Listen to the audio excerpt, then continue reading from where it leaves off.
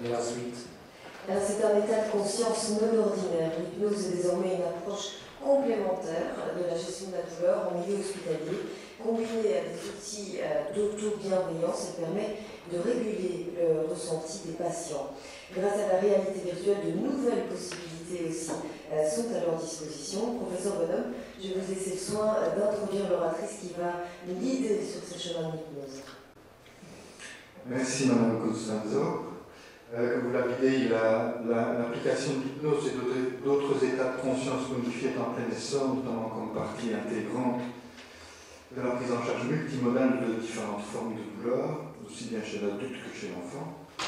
Notre oratrice suivante est une grande spécialiste de ces états de conscience modifiés, c'est la professeure Van Oudenhuis-Audrey, qui est professeure associée à la faculté de médecine de l'Université de Liège, investigateur principal du laboratoire Sensation and Perception Research Group de l'unité thématique Giga Consciousness de l'Université de Liège et neuropsychologue attaché à la recherche et au développement du Centre interdisciplinaire d'algologie du CHU de Liège. Elle est, vous l'aurez compris, neuropsychologue de formation, titulaire d'un doctorat en sciences médicales et de plusieurs diplômes universitaires complémentaires en hypnose, transe, psycho-oncologie et algologie. Elle a également fait un séjour de recherche de 1 an au Brain Imaging Center de Maastricht.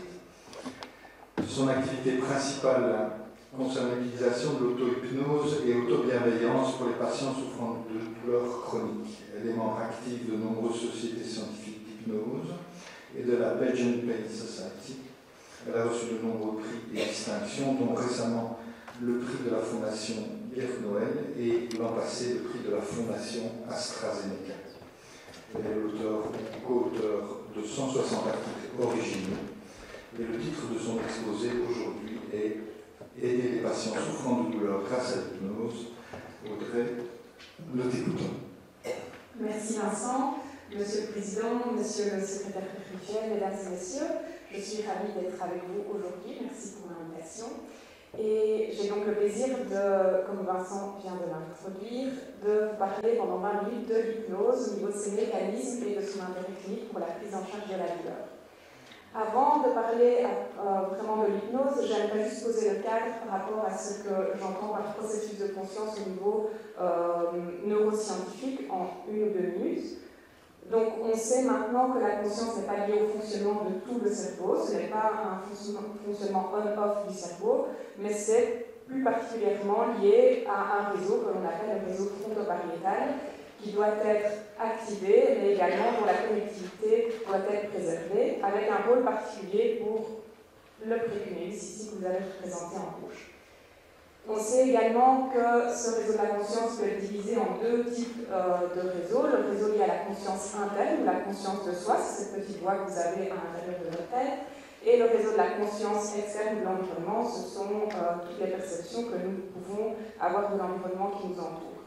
Et donc on a montré dans une étude réalisée avec des sujets volontaires sains que cette conscience interne et externe, elle était bien équilibrée quand on est en état de conscience ordinaire. Donc vous voyez sur ce schéma que lorsqu'on demande à des personnes d'évaluer l'intensité de leur conscience interne et externe simultanément, sur une échelle de 0 à 4, à chaque fois qu'elles entendent un but sonore, vous voyez qu'on a globalement le même ratio d'intensité de conscience interne et externe quand on est donc dans cet état de conscience ordinaire, avec une modification, un switch naturel d'à peu près 20 secondes.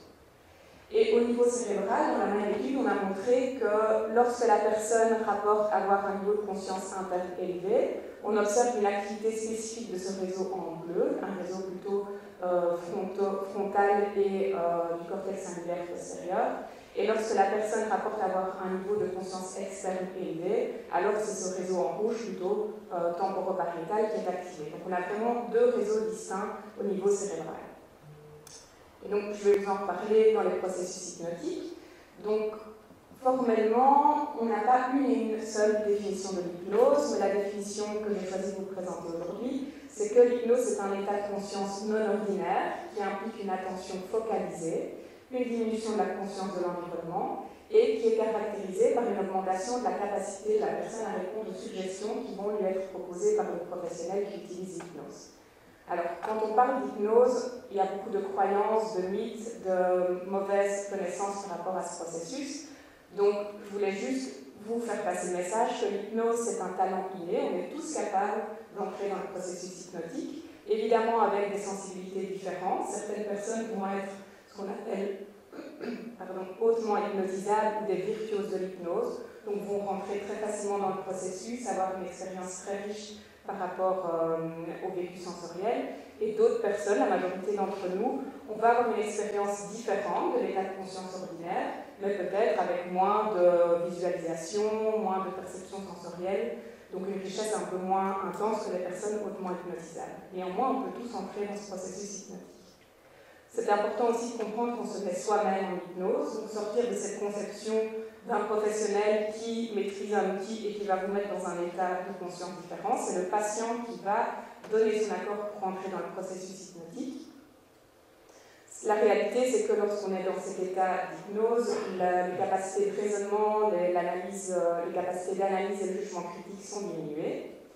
On peut observer une modification de la perception du temps. Et alors, l'intérêt de cet outil, c'est que les patients vont accepter facilement les suggestions qui sont données, et donc c'est avec ça que l'on va pouvoir jouer pour augmenter le confort, diminuer la douleur, etc., selon l'objectif fixé avec le patient. Et finalement, on peut modifier l'accès à la mémoire. Alors, au niveau des processus spécifiquement de l'hypnose, on sait également que l'hypnose est différente de l'imagerie mentale, de la distraction. Donc, par exemple, au niveau du vécu subjectif, vous voyez que lorsqu'on demande à des personnes d'évaluer elles-mêmes, d'auto-évaluer leur niveau d'absorption, donc à quel point elles sont absorbées dans l'expérience qu'elles sont en train de vivre, à quel point elles se sentent dissociées de l'environnement ici et maintenant, et l'intensité de leur pensée externe. Donc vous voyez que lorsque les personnes sont en état d'hypnose, ce sont les valeurs rapportées en noir, le niveau d'absorption et de dissociation sont significativement plus importants que lorsqu'elles sont en train de s'imaginer un souvenir agréable, en gris, ou lorsqu'elles sont simplement en état de conscience ordinaire, les yeux fermés et éveillés en blanc. Par ailleurs, vous voyez que l'intensité de leurs pensées externes sont significativement diminuées lorsqu'elles sont en état d'hypnose par rapport aux deux autres états de conscience ordinaire. Et au niveau cérébral, dans les toutes premières études qui ont été réalisées sur les mécanismes de l'hypnose, on montre également une imagerie cérébrale spécifique à l'hypnose comparée à l'imagerie mentale, avec particulièrement, si vous observez ici, une activité cérébrale au niveau des régions préfrontales, au niveau des régions occipitales et au niveau des régions motrices. Donc en hypnose, en résumé, tout se passe comme si la personne était réellement en train de bouger, de sentir, de voir, de souvenir qu'elle est en train de revivre dans le processus hypnotique. Et vous voyez qu'au contraire, lorsqu'on contraste à l'inverse ce qui est plus activé en imagerie mentale par rapport à un état d'hypnose, on n'observe pas ces activations cérébrales. Donc en résumé, l'hypnose, ce n'est pas la même chose que l'imagerie mentale, ce sont vraiment des processus différents. Et si je reprends maintenant mon histoire de conscience interne, externe, conscience de soi et de l'environnement, donc je vous rappelle ici l'intensité de la conscience interne et externe en état de conscience ordinaire. Vous voyez qu'en hypnose, on a une dissociation de ces deux types de conscience avec une augmentation de l'intensité de la conscience interne rapportée par les sujets et une diminution importante de la conscience de l'environnement avec certaines personnes qui rapportent ne plus du tout percevoir l'environnement qui les entoure lorsqu'elles sont dans le processus hypnotique. Et vous voyez qu'on observe également une diminution de ce switch entre interne et externe lorsque la personne est en hypnose. Et ce qui est intéressant d'observer, c'est qu'au niveau cérébral, on observe également une modulation de ces réseaux liés à la conscience externe et interne. Donc ici, vous avez une autre manière de représenter le réseau lié à la conscience de soi en état de conscience ordinaire et de la conscience de l'environnement en état de conscience ordinaire. Donc si vous observez d'abord au niveau de la conscience de l'environnement en hypnose, vous voyez que l'on a une diminution drastique de l'intensité de l'activation de ce réseau. Au niveau de la conscience de soi, on a une diminution, mais en fait ce n'est pas tellement la diminution de ce réseau qui est intéressante, c'est de voir qu'au sein même du réseau de la conscience de soi, on observe une modification de la connectivité des régions qui sont impliquées dans les processus de conscience de soi. Dans nos études, on a montré plus spécifiquement une diminution de la connectivité entre les régions parahippocampiques et les régions, le cortex singulaire postérieur, ainsi qu'une augmentation de la connectivité entre des régions plutôt frontales et pariétales. Alors ça, c'est ce qu'on a observé à Liège, et il y a d'autres laboratoires qui ont fait le même type d'études. On est tous d'accord pour rapporter cette diminution de l'activation au niveau du réseau de la conscience de l'environnement. Au niveau de la conscience de soi, selon les équipes, la connectivité est modulée, mais pas toujours dans le même sens, pas toujours de la même manière, ce qui peut être dû simplement à nos méthodologies différentes. Donc l'hypnose, on peut utiliser différents types de suggestions, différents moyens d'induction, donc tout ça peut favoriser des différences au niveau des observations.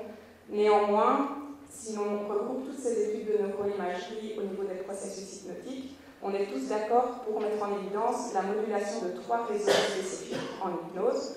Donc on a le réseau de la science en orange, avec spécifiquement une modification au niveau de l'insula et du cortex singulaire antérieur, qui est plutôt le réseau lié à la régulation des informations, au maintien des ressources attentionnelles, etc., impliquées dans l'induction hypnotique. On a une implication au niveau du réseau central exécutif, avec le cortex singulaire postérieur et le cortex dorsolatéral préfrontal, qui va permettre plus spécifiquement alors de moduler ces sentiments d'agentivité, qui est modifié de manière importante en hypnose, et le réseau du mode par défaut, qui est plus particulièrement lié à tout ce qui est information autobiographique. Donc ça, c'était vraiment pour poser le cadre au niveau de ce qu'on connaît de l'hypnose et de ses processus. J'en viens maintenant à ce qui vous intéresse plus spécifiquement aujourd'hui, donc c'est la douleur. Je parlerai de douleur aiguë et de douleur chronique. Donc tout d'abord, au niveau de la douleur aiguë, on sait que l'hypnose permet de modifier le vécu subjectif des personnes, donc de diminuer la douleur. Donc vous avez dans ces 2 études, ici on compare classiquement l'état de conscience ordinaire, les personnes ferment les yeux, restent éveillées, et on applique des stimulations douloureuses. On a mesuré dans la première étude, sur des échelles de 0 à 10, l'intensité de la douleur en blanc et l'intensité de l'inconfort en noir, en état de conscience ordinaire, de nouveau lors d'une tâche d'imagerie mentale, et en hypnose, donc la personne réutilisait le même souvenir autobiographique que pour l'imagerie mentale, mais cette fois-ci avec une induction hypnotique.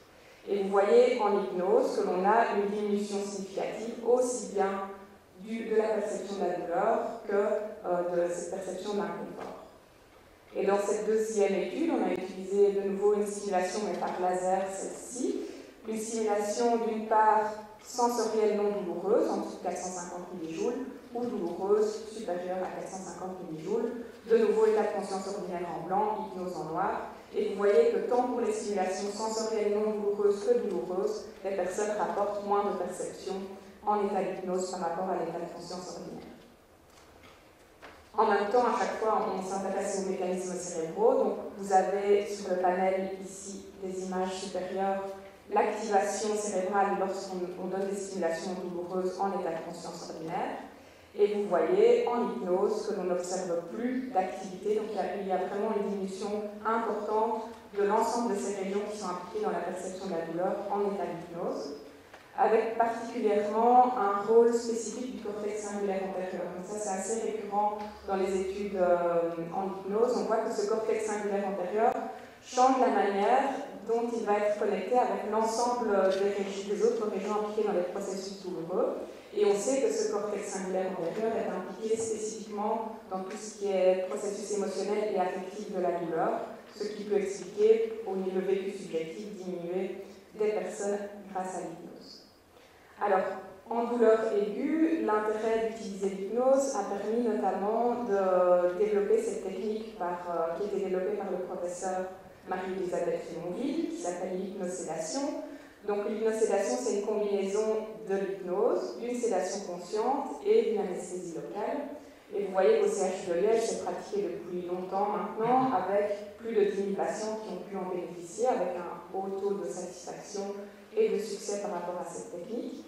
Alors j'avais envie de vous illustrer très brièvement à quoi ressemble l'utilisation de l'hypnose en chirurgie. Donc ce sont 3 très courtes vidéos qui reprennent les 3 temps importants de l'hypnose. Vous avez l'induction, le maintien de l'hypnose et puis la sortie de l'hypnose. Alors je vais essayer de lancer la vidéo. Mais avec le pointeur, du coup, je ne sais pas la lancer. Je vais désactiver le pointeur. Je vous propose maintenant, tout en regardant quelque chose qui vous est agréable, de commencer à passer en revue les muscles au niveau des orteils. Et vous laissez comme ça en douceur glisser à votre rythme, en confort, en bien-être. Et progressivement, peut-être les mélodies de la musique peuvent vous guider vers un endroit où vous avez le plaisir de rester et d'apprécier autre chose.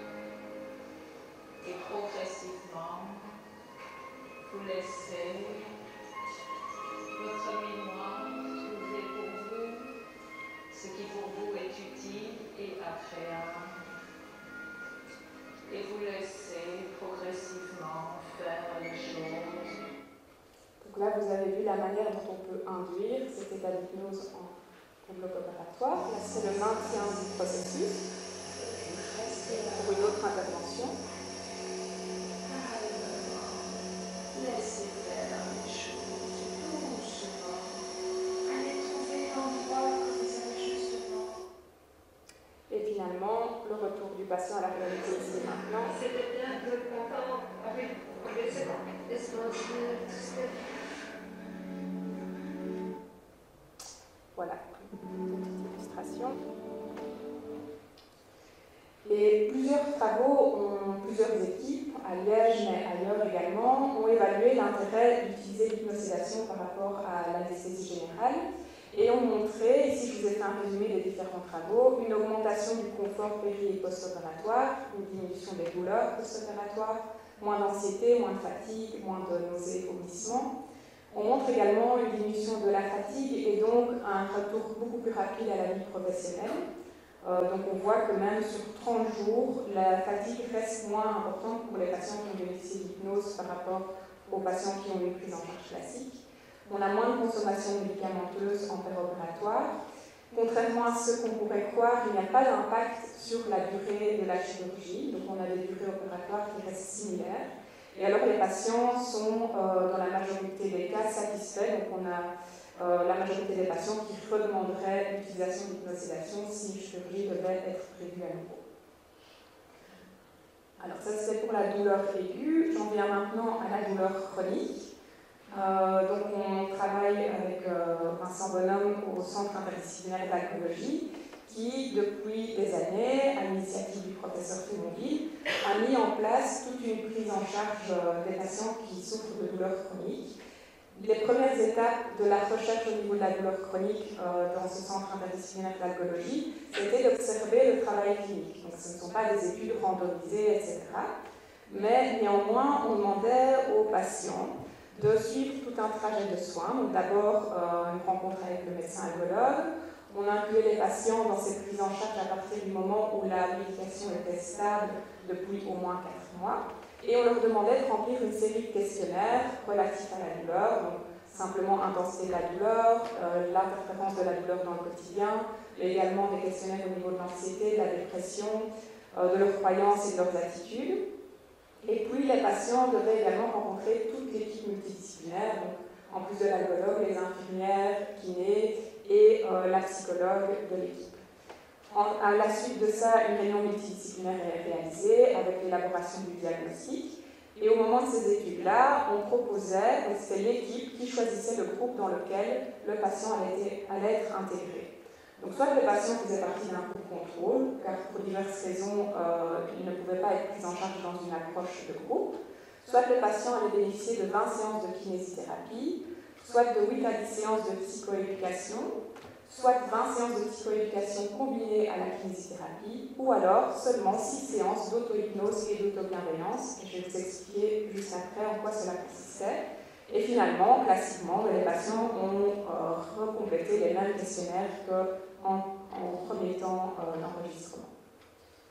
Donc ça, c'est la première partie du travail, et cela nous a permis ensuite de réaliser des études qui correspondent un peu plus au gold standard de l'evidence-based medicine.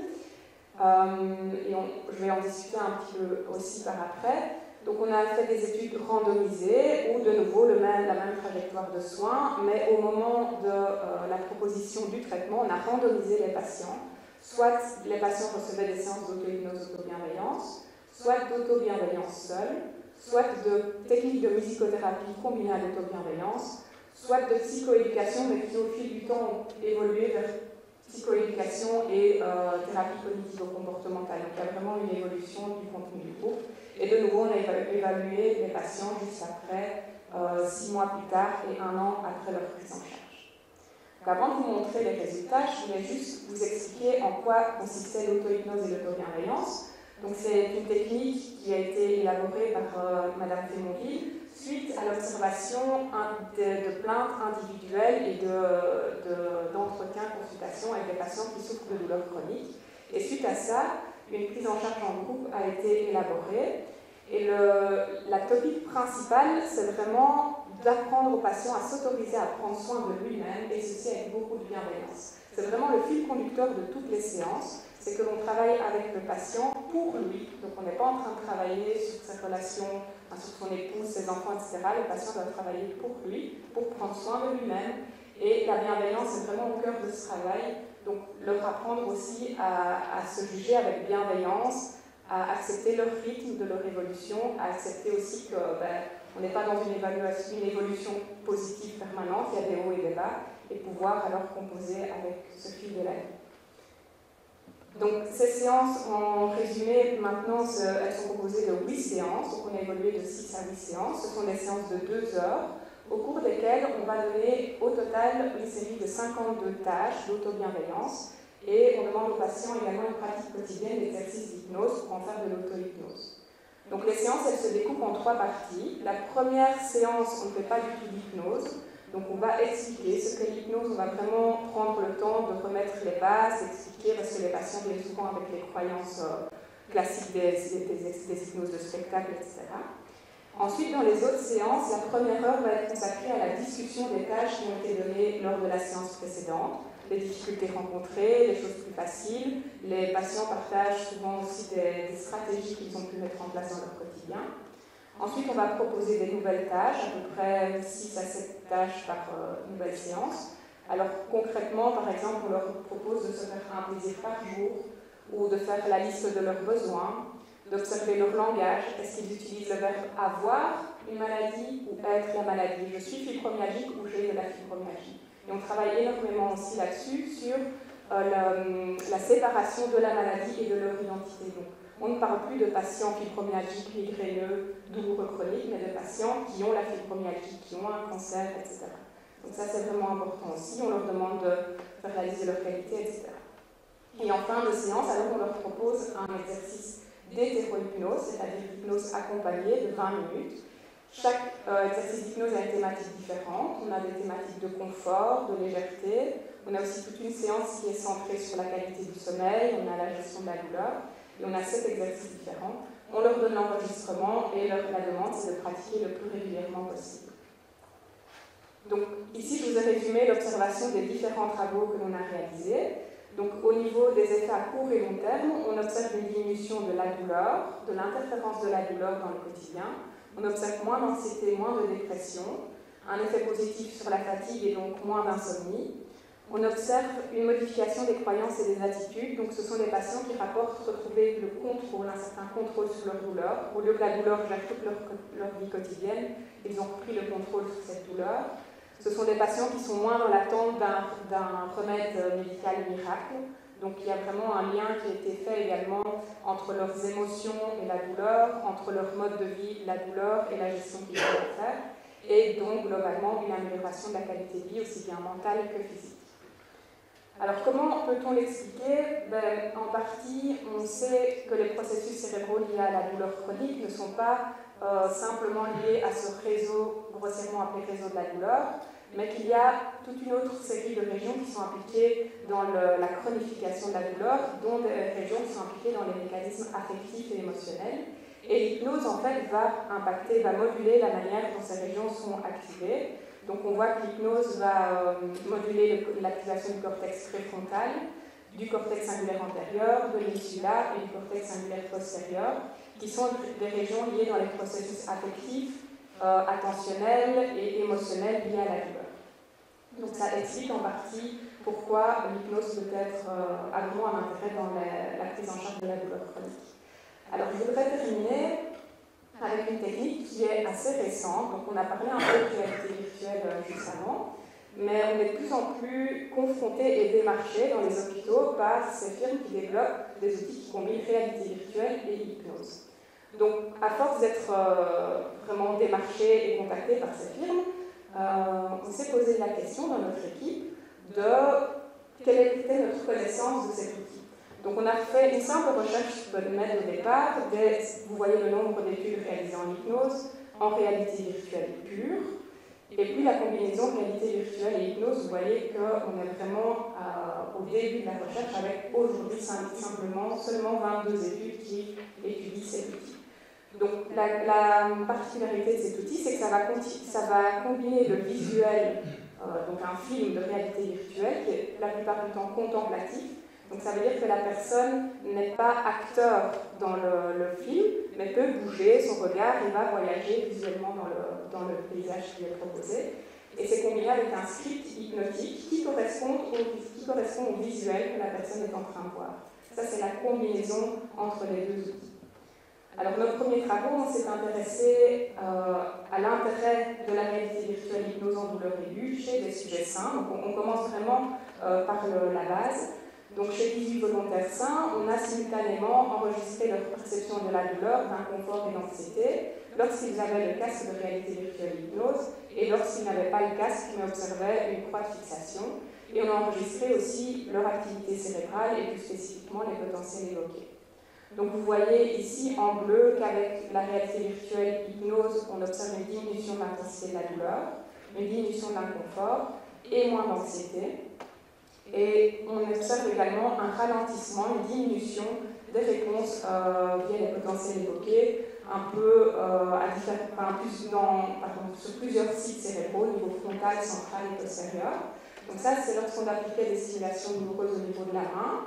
Mais on a étendu dans une autre étude à d'autres sites de stimulation pour pouvoir faire un parallèle plus ou moins semblable à la réalité clinique. Donc on a appliqué des stimulations au niveau de l'omoplate et au niveau du pied. Et vous voyez que de nouveau, on observe moins de douleur avec la réalité virtuelle hypnose, moins d'inconfort et de nouveau une diminution des potentiels évoqués lorsque les personnes ont la réalité virtuelle et hypnose. Donc ça, c'est au niveau des volontaires sains et douleurs aiguës. On a également réalisé une étude avec des patients qui devaient subir une opération, une chirurgie cardiaque, qui devaient passer par les soins intensifs, qui est, vous savez, un milieu très complexe. La première question, c'était de savoir est-ce qu'on peut utiliser la réalité virtuelle et l'hypnose aux soins intensifs. Comme c'est déjà tellement complexe, il y a tellement de machines, est-ce que c'est réaliste ou pas? Et la deuxième question, c'était de savoir, d'en connaître l'intérêt dans ce contexte particulier. Donc ces patients ont été vus le jour avant l'opération et le jour après l'opération. On a évalué toute une série de données au niveau démographique, au niveau aussi de la perception de la douleur, l'anxiété, la fatigue, etc. Et des paramètres physiologiques. On a réparti les patients dans des groupes de manière aléatoire, soit un groupe contrôle qui n'avait pas d'intervention pendant 20 minutes, un groupe qui recevait de l'hypnose seul, un groupe qui recevait de la réalité virtuelle seul, et un groupe qui recevait la combinaison des deux. Et on a répété, on les a évalués juste après, et puis on a répété cette procédure le lendemain après la chirurgie. On a été très surpris parce que voilà le résumé des résultats. C'est que d'une part, on a observé une diminution de l'anxiété préopératoire, mais pour tous les groupes, même chez les patients inclus dans le groupe contrôle. Et on a également observé une amélioration de la relaxation, mais de nouveau dans tous les groupes, même chez les patients qui étaient dans le groupe contrôle. Et en fait, notre hypothèse, c'est que dans ce cadre bien précis, l'important, c'est pas tant d'avoir une intervention, qu'elle soit technologique ou hypnose, mais ce qui était important avec les échanges qu'on a eu avec les patients, c'est qu'il y a un psychologue qui est venu 4, 5, 6 fois, en plus des prises en charge classiques. Donc il y a vraiment une présence récurrente et qui a fait du bien aux patients et qui, du coup, permet cette diminution de l'anxiété et l'amélioration de la relaxation. Donc ici, c'est vraiment la relation thérapeutique et le facteur humain qui et jouer ce rôle avec ces patients. Alors j'en arrive à la conclusion. Donc ce que j'espère avoir fait passer comme message, c'est que l'hypnose c'est un état de conscience particulier, caractérisé par plus d'absorption, plus de dissociation, une augmentation de la conscience de soi et une diminution de la conscience de l'environnement, avec en parallèle une modulation au niveau des réseaux cérébraux liés à la conscience de soi et de l'environnement. qu'il y a vraiment un intérêt à l'utiliser au niveau de la douleur aiguë, puisqu'on voit une diminution de la douleur subjective avec en parallèle une diminution de l'activation des régions liées à la perception de la douleur. Et je vous ai parlé notamment de cet intérêt de l'utiliser au niveau chirurgical avec l'hypnosédation. En douleur chronique, également un intérêt pour diminuer la douleur, l'anxiété, la dépression, la fatigue, améliorer la qualité de vie et modifier les croyances des patients. Et finalement, cette nouvelle technologie de combinaison hypnose et réalité virtuelle, au niveau douleur aiguë, ça semble vraiment intéressant. On est encore limité à des volontaires sains ou quelques études cliniques, mais avec beaucoup de problèmes méthodologiques. Et vraiment, le point essentiel, c'est qu'on a vraiment besoin maintenant d'établir des guidelines cliniques pour éclairer un peu le corps médical et les patients sur quand c'est utile, avec quel type de patient et dans quel contexte. Et je vous remercie pour votre attention.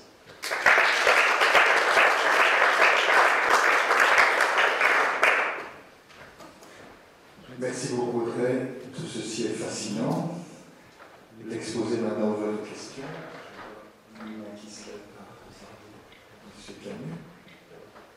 Merci pour cet exposé vraiment fascinant et c'est un sujet qui, je pense, vraiment aussi en devenir à un niveau.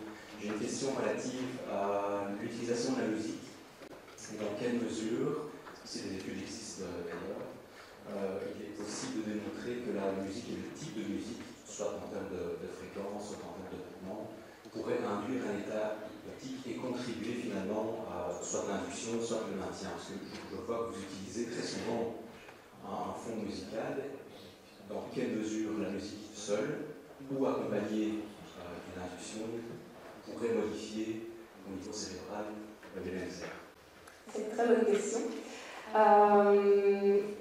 À ma connaissance, on n'a pas encore fait d'études sur la capacité, l'utilisation de musique pour induire l'hypnose, augmenter l'induction, augmenter l'expérience hypnotique. Donc voilà, ça reste à faire. C'est vrai que nous on l'utilise, on laisse souvent le choix aussi aux patients sur les pistes d'enregistrement. Ils ont souvent l'exercice d'hypnose avec et sans musique. Et on se rend compte que selon la personne, ça va être utile d'avoir de la musique et d'autres détestent. Il y a des gens qui vraiment ça les ennuie plus qu'autre chose.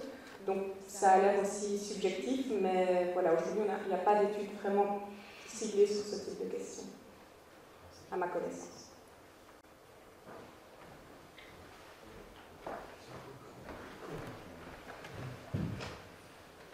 Juste un commentaire et une question. Évidemment, quand on nous entend définir un peu toute la méthode, en particulier la méthode combinée, finalement, c'est du cognitivo-comportemental. Donc, est-ce qu'on estime que cette technique fait partie de l'approche cognitivo-comportementale?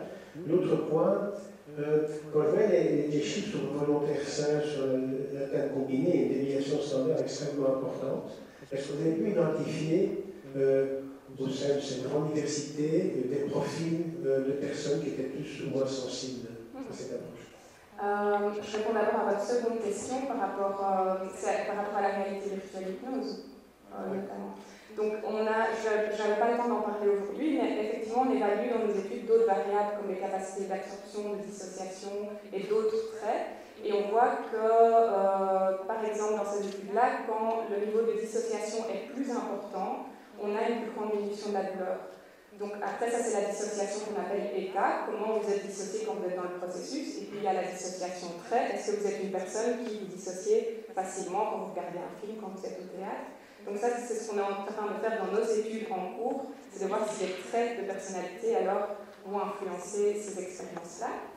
Et la première question, pour la combinaison auto-hypnose, auto-bienveillance et le lien avec les thérapies cognitivo-comportementales, très clairement en fait, c'est même dans les thérapies cognitivo-comportementales ce qu'on appelle les thérapies d'auto-acceptance. Et ça peut vraiment rentrer dans cette appellation-là. Et voilà, Madame Clémonville l'a développé de manière très intuitive, mais quand on recoupe maintenant avec la théorie, ça colle parfaitement avec l'auto-acceptance qui fait partie des TCC. Je reprendrai le terme de M. Bonhomme, c'était fascinant. Vous avez parlé des virtuoses de l'hypnose, une capacité innée. Est-ce que c'est une capacité qui doit être apprise et se développer avec un apprentissage? Et je veux dire, plus on pratique, plus l'effet est important, ou bien est-ce qu'on sera toujours au même stade? Pendant des années, on a dit que c'est ce qu'on appelle l'hypnotisabilité. On a dit que l'hypnotisabilité, c'était un trait de personnalité et que ça n'évoluait pas dans le temps. Alors, on revient maintenant sur cette croyance. Enfin, il y a des études qui montrent en effet que si on a un profil faiblement hypnotisable, on n'évolue pas forcément. Il y a des études sur 40 ans de génération qui ont été faites. Néanmoins, maintenant, on a plusieurs travaux qui montrent que si on pratique le neurofeedback, la relaxation, on peut augmenter cette hypnotisabilité. Les stimulations magnétiques transcrâniennes au niveau du cortex dorsolatéral préfrontal peuvent augmenter l'hypnotisabilité. Donc il y a des nouveaux travaux qui montrent que c'est modulable. Vous pouvez aussi vivre une expérience d'hypnose très profonde le matin et l'après-midi, ça ne va pas du tout fonctionner. Les émotions vont jouer aussi un rôle. Le contexte, l'hypnose en laboratoire et avec votre psychologue avec qui vous êtes hyper à l'aise, n'aura pas non plus la même richesse. Donc voilà, on n'est plus aussi catégorique qu'avant. On voit maintenant qu'il y a des choses qui permettent d'augmenter l'hypnotisabilité et certainement la pratique. Malheureusement, comme on est resté, j'ai l'impression que comme on est resté sur ces premières études où on disait que c'était un trait, on n'a pas le même recul qu'avec la méditation. La méditation, on a beaucoup de travaux qui montrent que la pratique va modifier la structure et le fonctionnement cérébral. Tandis que l'hypnose, on commence seulement à s'intéresser à cette question de la pratique de l'hypnose. Est-ce que ça va modifier également aussi structure et fonction au niveau cérébral et expérience. Donc on a moins de recul, mais c'est pas du tout. Pour moi, c'est pas un trait figé dans le temps. Merci. Merci. Je pense que nous avons une question en ligne. Bien, c'est notre régional de l'État aujourd'hui. C'est le professeur Lamy qui est de retour avec une question. Merci beaucoup pour le régional de l'étape. Merci beaucoup Audrey pour ce bel exposé à la fois instructif et humain. Ma question est assez simple. A-t-on observé ou étudié spécifiquement des différences entre l'auto-hypnose et l'hypnose avec accompagnant, en termes notamment d'efficacité, de durée, de taux de réussite, etc.